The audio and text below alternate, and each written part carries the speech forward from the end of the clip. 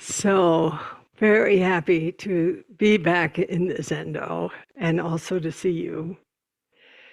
Because it's wonderful to hear many voices. I'm just going to say a few things about why this journey was important to me. And also to acknowledge the great presence of Kaz Tanahashi, our good friend, and Kimiko Bokura, who handled all of the logistics and was just magnificent. And this journey was actually Kaz's idea. I had decided not to travel with people to Japan anymore, but anyway, he got his way. He always gets his way. So why? What was really important to me? And why did we come together from my point of view? And it was so that some of the priests here at Upaya, and also my successor now, Roshi Arena Kaigetsu Bakur, and some of our Hoshis could touch into the roots of the tradition that we practice here. You know, it's one thing to experience Buddhism or Zen Buddhism reinvented in the Western context. It's another thing to touch the living Buddhism in Japan. And it felt really important as I'm in my 9th decade to make that possible for some of my students. The second reason is that over the years, I have met many remarkable people in Japan, extraordinary Japanese people, priests who are doing very innovative work, and heads of temples, abbots, and so forth. And it gave me the opportunity to introduce some of these really extraordinary characters to our priest and Dharma holder community. The third reason is that Japan has a kind of national ethos. It has a way of doing things. That way has filtered throughout Japanese society and, of course, has touched how we practice Zen. And to be in the living culture of Japan, whether it's on a train or on a street or getting a matcha soft cream, which, well, I don't think I had enough, but nonetheless, but I wanted more, no. But just to be in the daily life of Japan, you know, to have the people in the hotels we stayed in actually walk us to our vehicles and to bow us out, to really complete things. Completion is very essential in Japanese culture and in how we try to actualize that sensibility in this context. And so the ethos and culture of Japan is not something that we can closely approximate, but there is a lot about it that we can actually learn from in our very unconscientious culture. It was also important from my point of view that we go to living monasteries, you know, the big training centers, Eiheiji and Sojiji, and other monasteries in the Rinzai tradition and Soto tradition, so we could actually reflect on some of the issues about Buddhism in Japan. It is not for us to idealize. As we say, every stick has two ends. And so between depopulation, modernization, the eldering of the population, and so forth, Buddhism in Japan, which is, by the way, Japan is primarily a Shinto culture, but Shintoism and Buddhism merge. But there are important issues to explore in the living context of how Buddhism is practiced in Japan. And this was really important from my point of view for my close students to touch into. The next is to establish connections in Japan for Upaya and for our future. We just know such cool people there. And I'm the sort of main conduit to those people. And you know, when you're in your 80s, you can kind of make a quick exit at any moment. Of course, anyone can at any moment, but your mortality is more in front of you.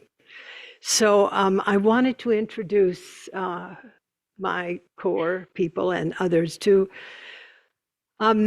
people like Yokota Roshi, Isho Fujita, Fujio-san, and Masa Okana, and just in these really exceptional people who have become close friends and collaborators. And I've taught in their centers, and I've also worked with them in ways that are unique, and they're extraordinary. So I'm hoping that those connections can, you know, be actualized through others aside from me. And then the last piece was, you know, I'm traveling together like this, and it was a very dense schedule. Every day, in a certain way, you know, the next day would unfold, and you think, what happened yesterday?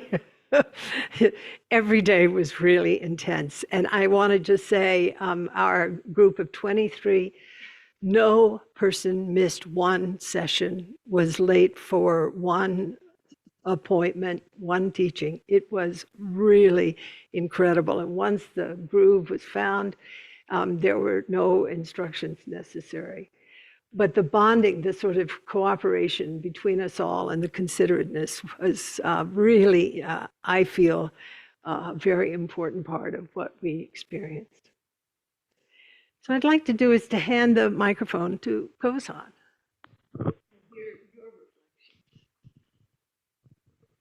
Thank you, Roshi. Thank you for what an incredible trip, an incredible journey. So hi, everyone. Once in a lifetime. Yeah, well, maybe. How's everyone doing? Hanging in there? Very, very quiet lot. So there we go. So there are many of us who are going to share just a little bit. And since I'm speaking first, I thought I'd speak to kind of two of the first people we met.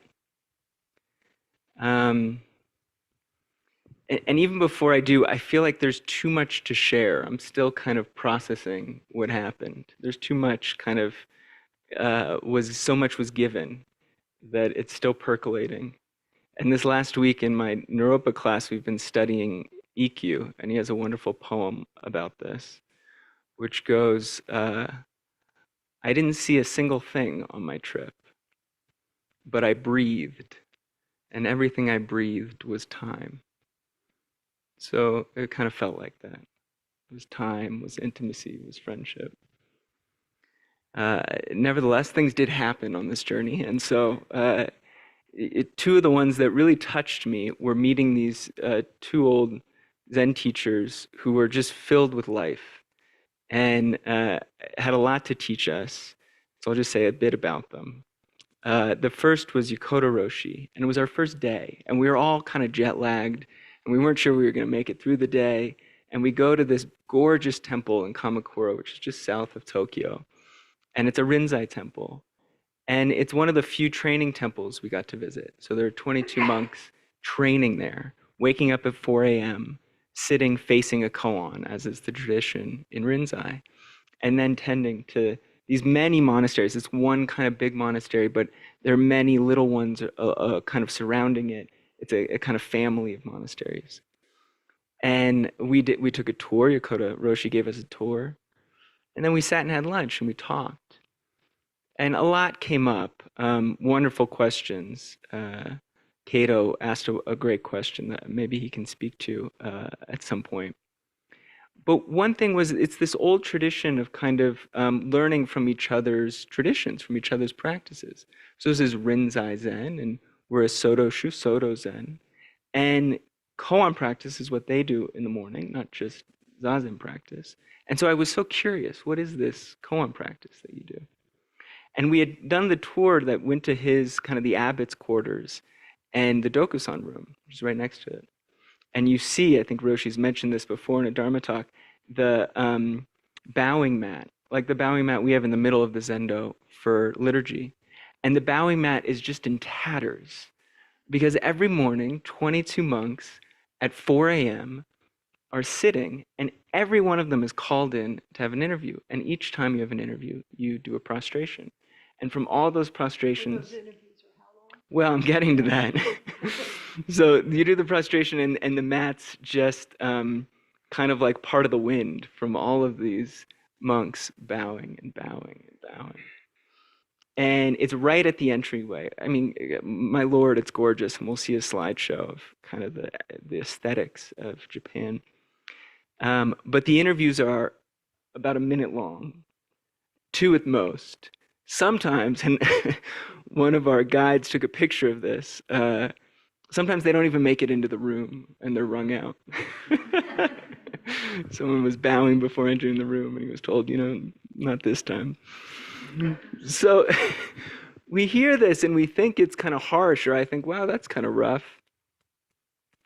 But the feeling of the place and the camaraderie of the people and Yokota Roshi and the community are so sweet, so tender. And so I asked, what is this practice for everyone here? What koan do people sit with? Now, I'm a foreigner, so I'm allowed to ask that. But it was very clear, like, that's not a question you ask. You don't ask what koan someone's working with. You don't ask kind of what koan a teacher's giving. But Yokota Roshi was very patient with me, and he said, well, usually I give 1 koan to a student who shows up. I said, what koan? He said, well, mu, or maybe what was your original face before your mother was born or before your parents were born. So these are, famous Zen koans. And then I said, what do you do? And he said, then I deny for 2 to 3 years. So that means whatever the student brings, he just denies. He said, then you might be empty enough to actually start working on the koan curriculum. So that gives me at least a sense of kind of the value or the path of this apophatic tradition, the kind of ways in which our teachings and our forms empty us out. And us, in our tradition, we don't have that formal koan practice. But we're continuously, particularly in practice period and sesshin, turning towards forms that empty us out, that deny our kind of wandering, making, creating mind. And it was beautiful to see it so kind of fresh and so clear in this community. So that was Yokota Roshi, and I wish Shoryu was here tonight. We walked with one of his students. There's no female monks allowed. It's a monastery. But there's a lay practitioner, a woman who lives down the road with a cochlear implant, must have been in her late 30s, who walked with us, barely spoke any English. So we were using Google Translate to kind of try and figure out what the other meant. And she sells insurance as a job, but every morning for 15 years, she gets up in order to be there at 4 a.m. and sits with them for the first 3 hours of the day. So for everyone who doesn't live at Upaya and says, but I want to practice anyway, that was a kind of refreshing determination. Okay, so I'll try and be brief. That was Yokota Roshi. The other person we met a few days later, this was both in Kamakura, cherry blossoms in full bloom. We couldn't have been luckier. We drive out of the city, maybe 25 minutes, all in a bus, into this little province kind of above this beach town that's this like artist colony. And Isho Fujita has been given this kind of ancient house to tend to. Isho stewarded a monastery in Massachusetts for 17 years and then was the head of the International Sotoshu organization out of San Francisco for 8 years. And now he's kind of retired to this gorgeous small plot of land. And you walk in, it's otherworldly. It's like walking into the 15th century. And this old tea building, this kind of zendo up the hill around some huge bamboo. and like a slack line right in the middle that he uses every morning to work out. And he greets us on stilts. He's on these basically wooden flip-flops with only one thing in the middle, and he's like balancing himself as he comes to watch us, which is all one tooth shoes, which is all he wears all day. And he has this bright kind of welcoming face, and we just spend the day together. And as part of the day, talking, sitting in the grass, all of us failing at the slack line, he takes us up to the Zendo, and he teaches us his kind of way of introducing Zen to people. People come and sit for the day periodically there with him. And for maybe half an hour, 45 minutes, he's teaching us exercises. That was the main thing. He's teaching us to breathe in and then basically jab our stomach and then breathe out like all the air in your body. And he was teaching us these ways to like make yourself big and swallow and then get all the energy into the hara. Now, I'm not going to do all these now because we don't have time. But I think they're really interesting. And if you want to come to Ease and Joy Mornings, we're doing 2 of them in June, and that's mainly what we're going to do.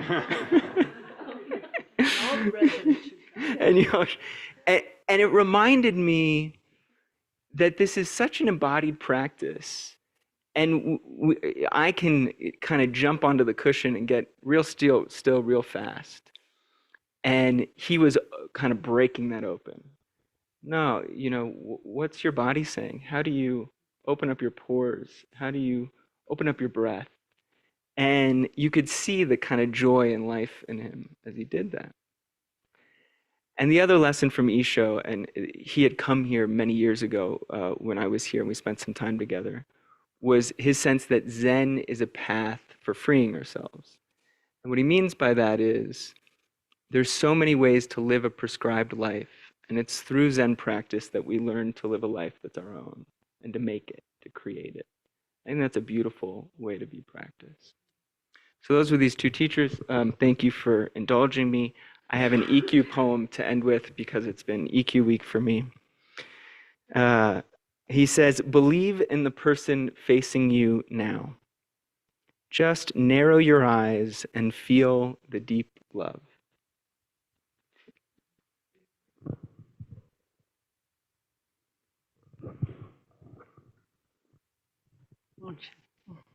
Thank you, Roshi.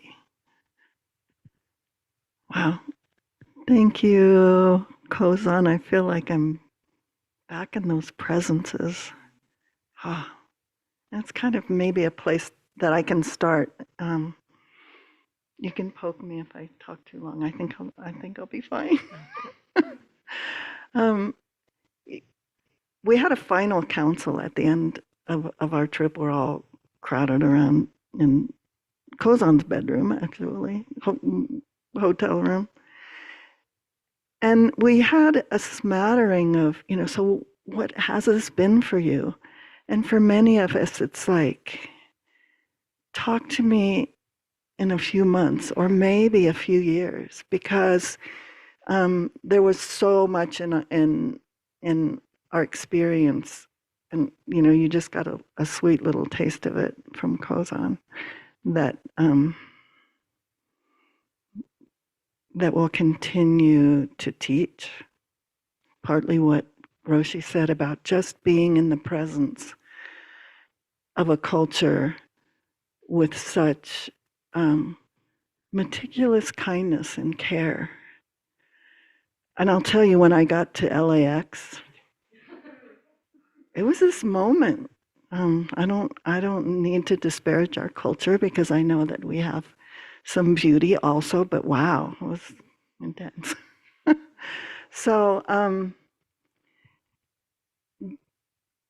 one thing that is so alive and will stay alive is the quality that Kozan was talking about of being with these different individual practitioners, and the clarity and brightness and lightness with which they move through their lives and the space. And it's that kind of thing. I remember stories about Suzuki Roshi and, people saying, okay, I want that. And so I'm just going to follow you around because of this presence. That's so, there was a simplicity and just a lightness that was really delightful. And we saw it in Abbott, in all their regalia, same energy, as well as in just some of the other wonderful, more eclectic friends of Roshi that we met. And it was really sweet to get to see that range because I really had a desire to feel the roots of this practice that I've been doing for so long. And I realized partway through, I need to just forget about what I think I want to find and just, be there. And that was helpful. But it was so present in our experience. The big temples that we went to at first, very much Chinese influence. And you could feel, and we could feel as we moved through the days, I think of the grandiosity and beauty and care of these, gold and red, the incredible temples and well-kept gardens. And then near the end of our trip, so stunning walking into this DT Suzuki Memorial. And it's just starting to rain. And there's this complete simplicity and this completely still pond. And this recognition for me of it just, of our practice moving through cultures and coming to the West. And I came home with so many really, two things, alive questions of what are we doing? What are we even doing with this beautiful, deep and deeply important practice? So both a sense of care and keep it well, and this question of, even in Japan, there's been so many changes. And I feel so dedicated to what we're doing here and now, and in this room, and at Upaya, and many, many practice places in the West, which is lay practice. So many hundreds of people in their lives trying to show up, wanting to embody a compassionate way, wanting this sense of freedom and kindness, and doing the work and doing the study and looking for support and little sanghas here and there. And so, I have this sense of the importance of how we care for this practice, how we care for the traditions, and also how we open it up to what's the heart of the practice and how will we express it? How will we express it here? And, Roshi, thank you. Roshi and Upaya is one of the many places where that's unfolding. And I feel like it's a path of discovery, really. So now we have this practice, and we need to both keep it well, but also have a open and creative hand that doesn't mistake the boat that we're riding in for the actual practice.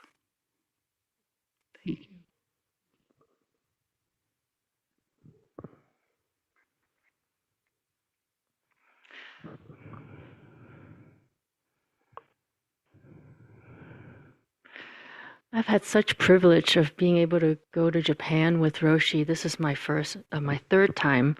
And adding on to what Monshin was saying, the lay practice that is actually blossoming in Japan through Roshi's work of grace, actually.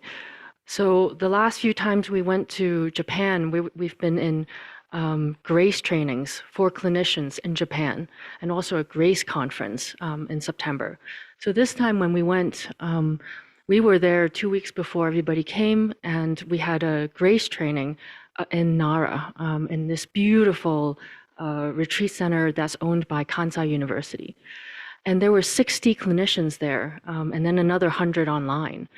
And like Monshin said, there's this blossoming of lay practice. There's actually lot of skepticism of practice in Japan, because they are skeptical of any kind of religious, just like kind of like here, any kind of religious practice. But because of grace, many clinicians are now finding their roots back to the practice because of this beautiful process that Roshi has developed. And so we've met so many wonderful people through this group. We have maybe 20 main teachers in the Grace team. And so in the Grace training that we went to and was part of, the Grace team there taught the whole thing. And Roshi and I just was there to support, and we answered some questions during the Q&A, and that's it. So each doctor and nurse and counselor, and there's also Tendai priest and other priests that was teaching different aspects of grace, and they come together and work intensively together to develop their own content and delivered it all really beautifully with their slant. And our friends in this Grace team came and supported us during the pilgrimage as well. So some of we got to meet them along the way. For example, Dr. Miyako, who is a ENT specialist, whose life has been changed by Grace. She came to the Grace practice few years ago, and she was very burnt out at the time. And because of that training, she found that she needed a change.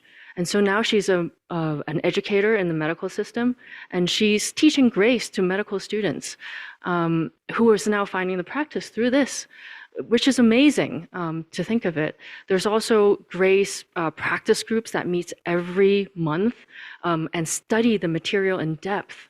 And our friend Engin, who came to Mount Hiei with us, he's a Tendai priest. He wants to teach grace to priests in Japan so that they can face, the people that they are serving in their community, who come to them for when they're in difficult situations. So it's beautiful to see that this is burgeoning in Japan, and how, just like Monshin said, the caring of the team of each other, and then they showed us their, this deep caring when we came to visit, and they came from all over the place to meet our group. Some came from like hours away to just come and be with us. So it's such a privilege to be able to meet all these wonderful people. And I hope that the same will happen in this country also, where we'll have more and more grace groups. So thank you so much. I invite Wendy and Monshin and Kozan to step away, and for Senko, Troy, and Fushin. And then come on up. Come on. Oh, and Sagan. Yeah, Sagan, come on. And you get to go to Essence, because we don't want to miss Noah's slideshow. Hello, everybody. Well, the first thing that I want to tell you is I left Japan with a lot of attachment. I know that's not very Zen, but a lot of attachment to pride in upaya.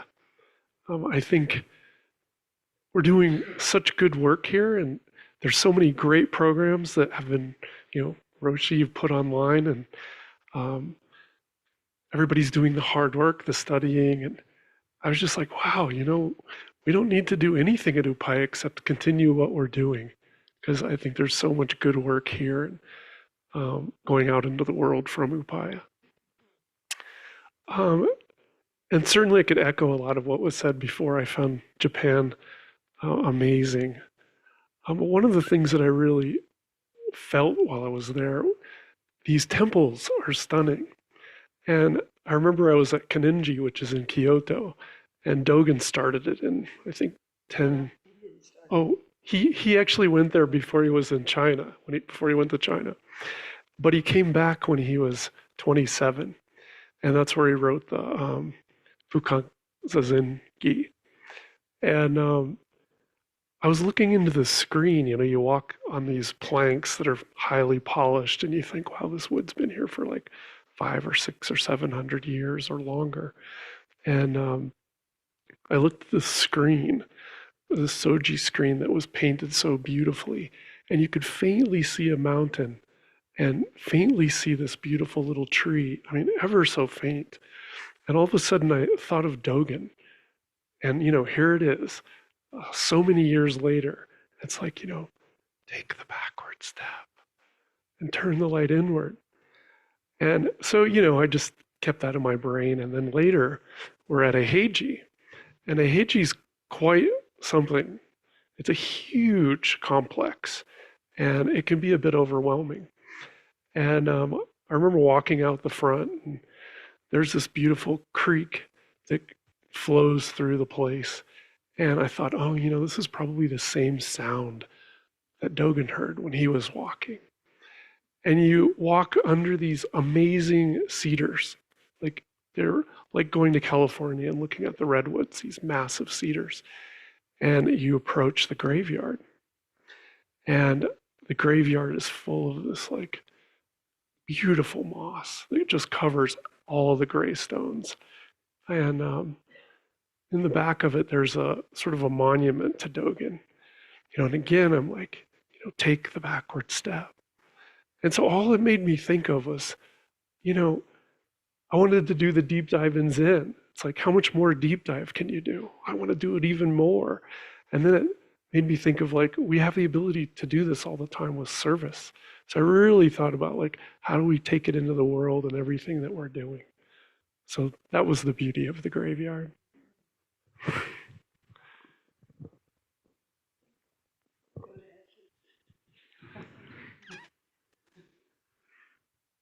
Got it, Roshi. One of the great privileges of being in Japan was that I don't speak the language at all. And so I was forced to pay attention differently, to listen differently, and echoing what many have said, but especially Kozan and Monshin, to feel the presence of people who have surrendered their lives to this practice, but more than that, to what it means to show up in the world empty, and to meet the world empty was stunning, and will stay with me for a very long time.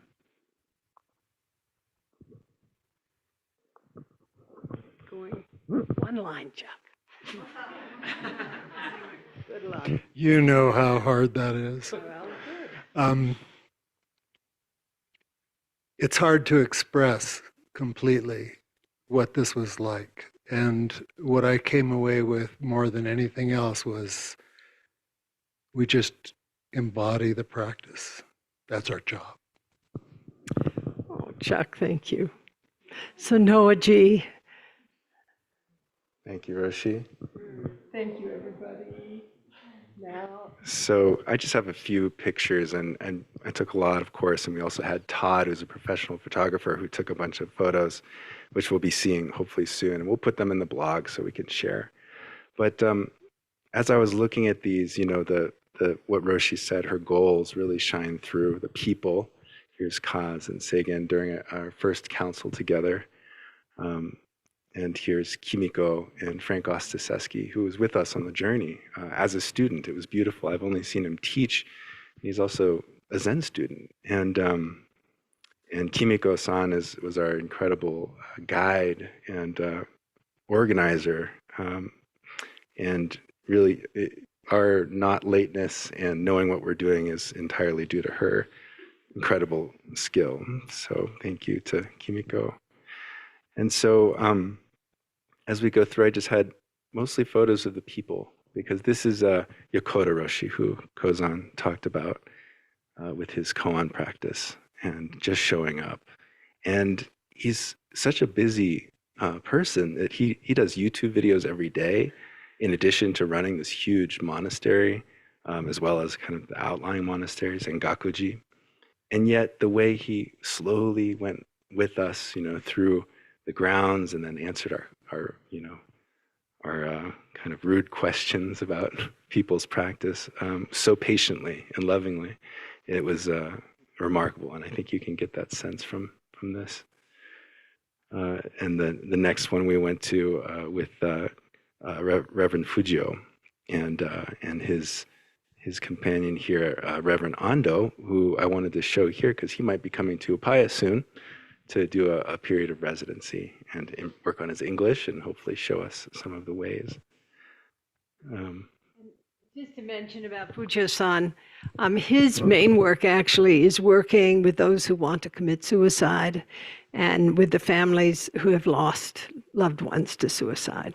He's just an unbelievable person. He was a businessman in New York, decided to become a Zen priest. It's so wild, and gave up his passport and just stays in his temple and bears witness, supports, and transforms. Yes, and many of or all of the people we saw were engaged Buddhists of one kind or another, I think, and that really their work, not just kind of perpetuating a tradition, but also working with the world and meeting it as it is really inspiring. This is a tree that the founder of that temple planted 800 years ago that's still standing.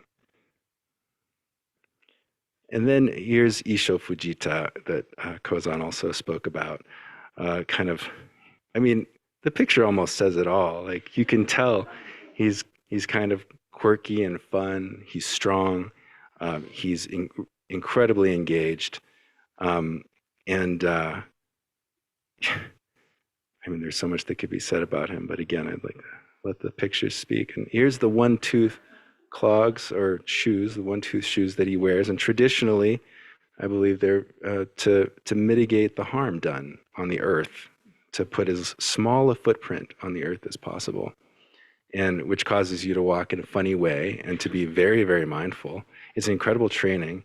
And I thought, he's putting them on just for fun, with us. And he said, no, I wear these every day. I said, why do you do that? To train. And what did he mean by train? Train his body, train his mindfulness, train his compassion, and probably all of them. It was like his whole life is the training. And here's his zendo in that 15th century looking place that Kozan was mentioning, where we all learned how to exhale completely and some interesting techniques that I think Kozan will share with us next time he does Ease and Joy, so please sign up. It was a wonderful space. And then Minato-san, Roshi's long friend, who is our kind of guide in Nara and is an incredible designer, artist, and socially engaged person in his own right, and has introduced Roshi and all of us to so many wonderful people. And then at Daibutsu, the great monastery in Nara, Todaiji, where there's a great Buddha there, Reverend Hashimura, another person who is incredibly busy, and weren't even sure if we were going to meet him. But once he was with us, patiently showing us, a chant as we kind of circumambulated the great Buddha, you can see, I think, the kindness in his eyes and the patience and really love is what shines through. I don't know if I had some idea of Zen masters are all a certain way or something, but person after person we met was just full of kindness and care. Here's Sagan and our priests bowing before the great Buddha in that space. And here we see Kozan under this incredible, I mean, we came at just this time of exploding cherry blossoms. And this is Toyoke, where Chie-san and Minato-san, who you saw, and then and Mayumi Oda created this beautiful kind of organic farm. It's a place you can stay with the most incredible rooms. I don't know if they're kind of open for staying there right now, but all of us were like, sign me up. When can we, for a retreat there would be incredible. And then here, Roshi and Kaz and Kimiko are with Tsujimoto's, or no, not Tsujimoto, Yoshimura, who is this incredible scroll maker. And the scrolls behind us were both done by him in this traditional way, which exemplifies something that Roshi says from time to time: if it's worth doing right. I mean, maybe. Yeah, the glue by itself takes 5 years to make because of the way they do it, and they kind of let it sit in this jar, and they can only open it on a cold night when the moon is full. I'm not even joking. And then they scrape off like just the skim, and pour fresh cold water in, and then cover it up again. And they do this many, many times until the glue is completely white and clear. And then that's the glue that they use to put the 5 years, to put the fabrics on. And the fabrics are all handmade and from like, an ancient design. And it's just one thing after another. And you look at these scrolls afresh and just think what countless, hours and years went into just this one thing, this one piece of beauty. And the patience it takes to create something like this is, you can't just get it on Amazon,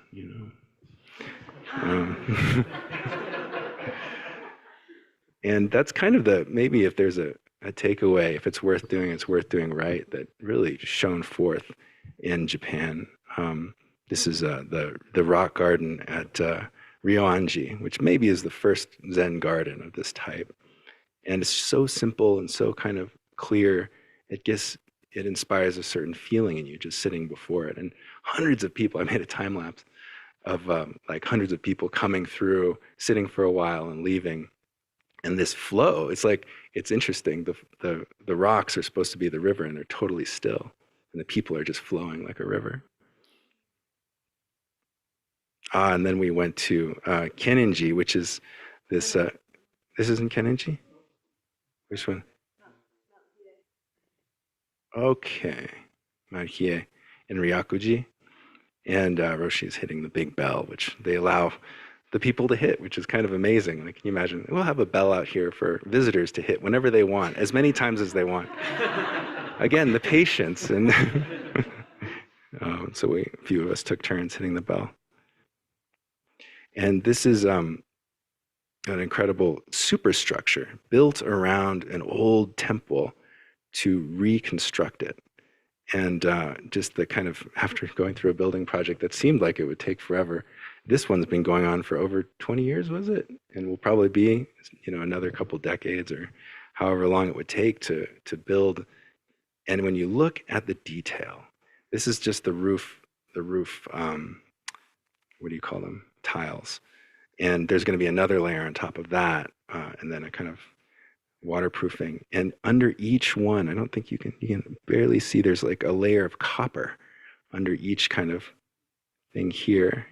You can see from certain angles, and it's just so beautiful to see. And the attention to detail is and the meticulousness of their craftsmanship, almost everywhere, is just like, it makes you feel lazy.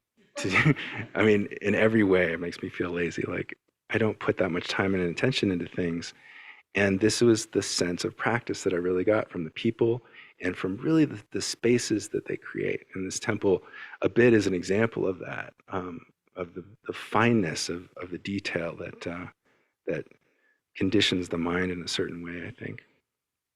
And Okamura-san, who took us to, Okana, I'm sorry.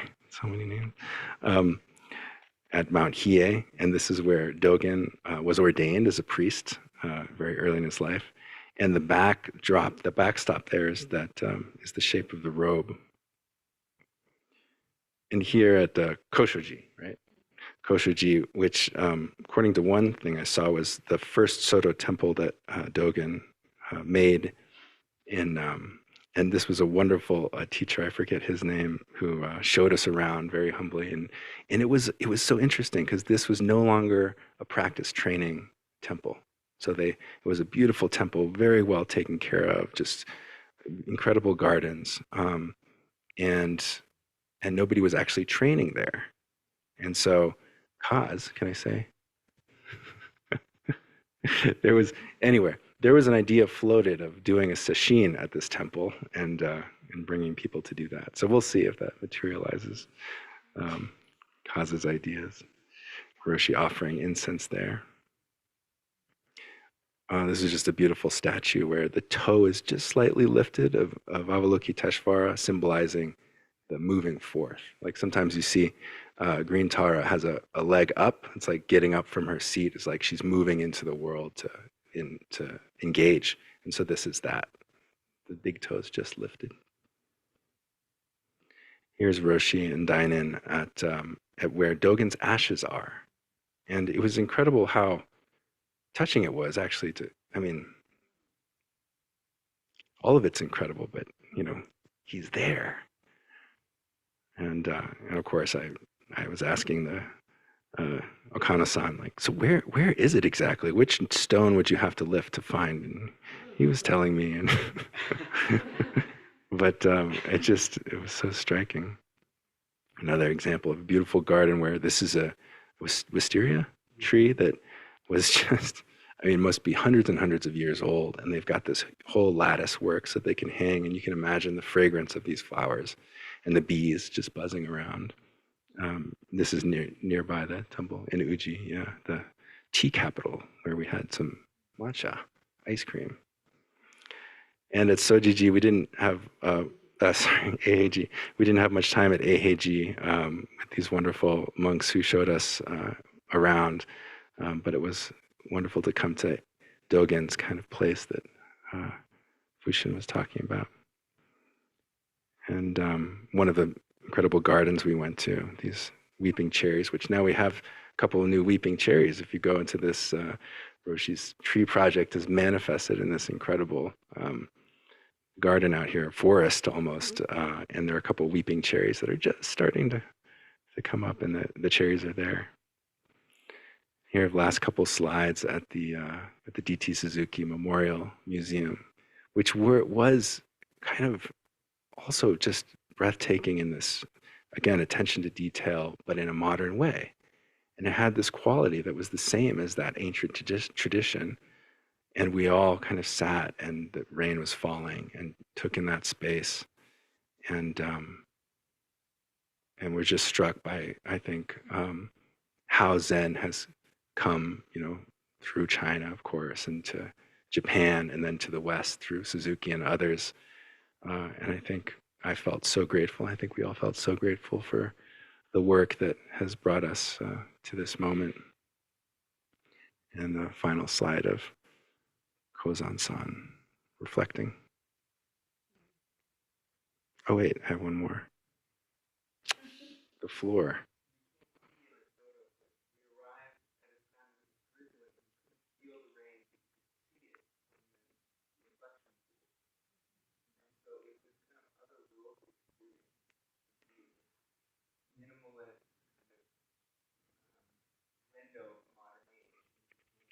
I don't think anybody could. I'm sorry, I'll hear you online. Do you want to? Could you? Okay. Okay. Thank you, Kozan. And last slide. This was at Sojiji. So we went to the incredible memorial service for Kozan 700th anniversary. And the thing that struck me, which I've heard about many times, but what do you see here? Fire extinguishers. That's true. We'll be talking about fire extinguishers here. Thank you.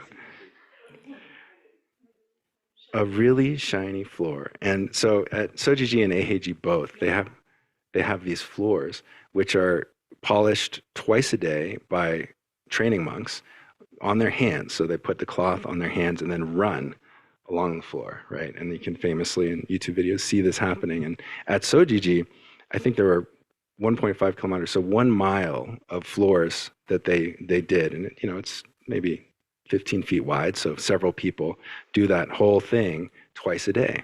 And they've been doing this for hundreds of years. I don't know how old this floor is particularly, but it was started many hundreds of years ago, 700 years ago, I guess, or more. And so if this, however old this floor is, no wax, no kind of stuff, just water and cloth and time. And that's the thing that really struck me, was the time and the kind of wholehearted engagement of practice. What kind of dedication will it take? And Isho Fujita talked about brightness as being the kind of primary quality of zazen that he likes to bring out in people. And this spoke to me of the brightness of our own minds. Thank you.